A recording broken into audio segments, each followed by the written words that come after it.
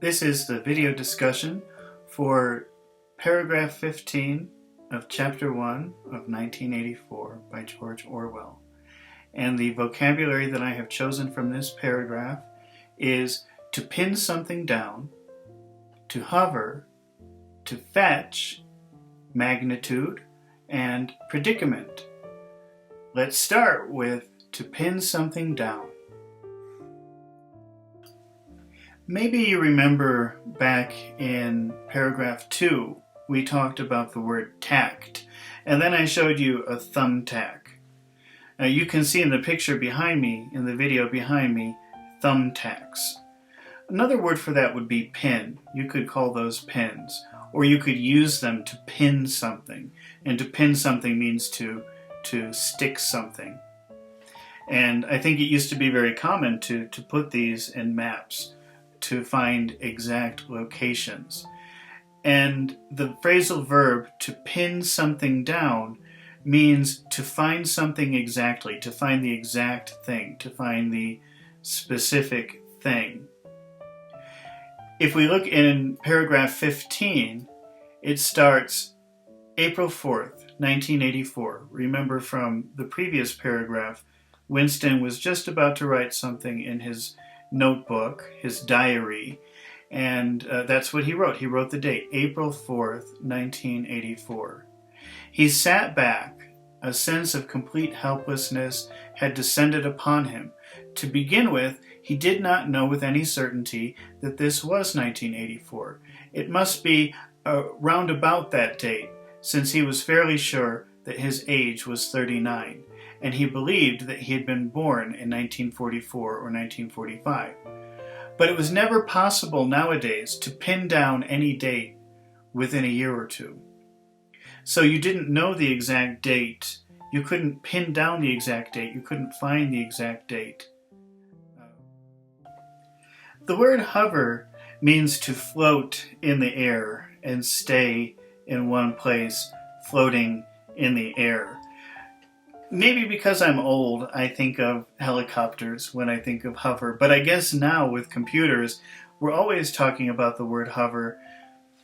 When you see the little arrow on the screen and you move it over one place and you let it stay there, that's hovering. So I guess it is a pretty common word these days, isn't it? Hover. But the original meaning is to float in the air. And in paragraph 15, it says that, let's find it. His mind hovered for a moment round the doubtful date of the page. So he was fascinated by that. He was saying, what is the date? And his mind couldn't leave that. It just stayed there. It stayed above that idea of, wow, I really don't know what the year is. That's hover. That's how they're using hover here. The word fetch means to go somewhere and get something and then bring it back. It's not a really common word anymore, at least in the US. Most of the time when you see that word being used, it's the game that you play with the dog, where you throw a ball and then the dog goes and gets the ball and returns it to you. That's the whole fetching process. Going, getting something, and then returning it. But as always with phrasal verbs, you can't just look at one word to understand what it means. The phrasal verb is two words.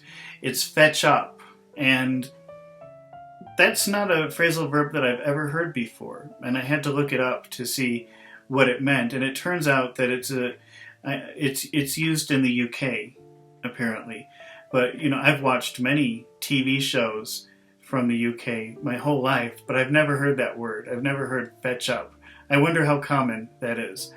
But according to the definition, it means to stop somewhere, to come to a stop, to rest somewhere, probably by accident.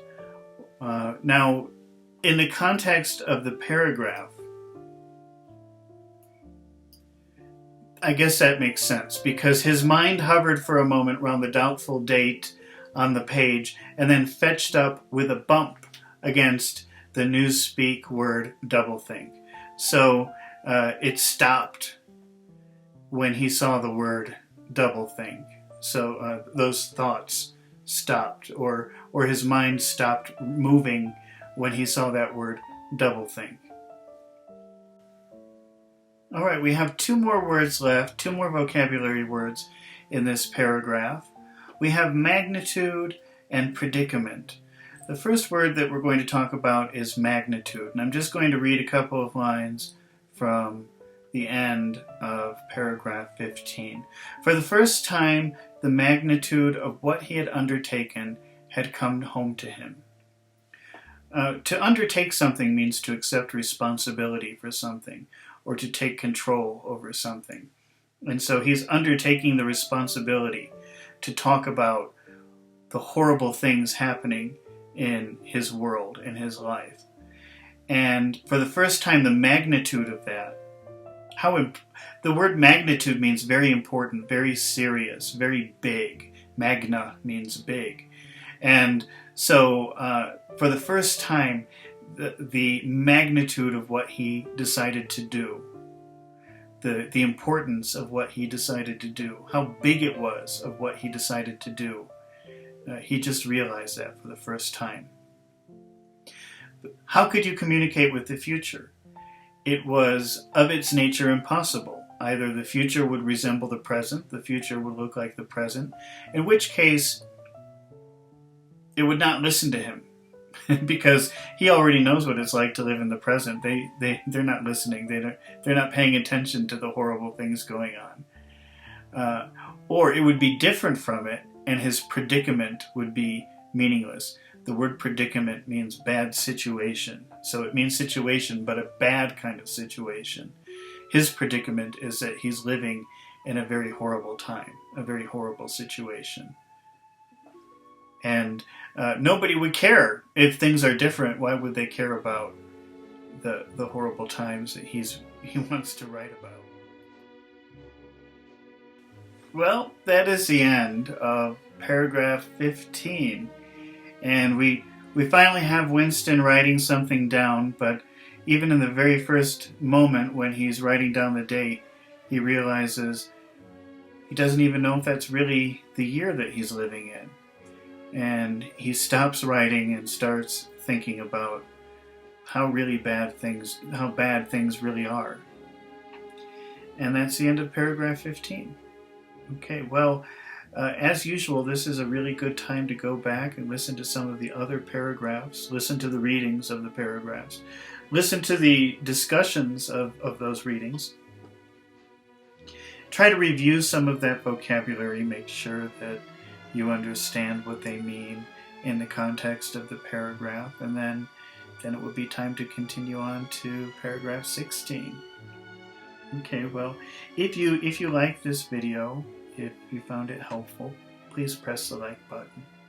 And if you found it very useful and think that you could improve your English by listening to more, then I think you should subscribe, because there's a lot more coming.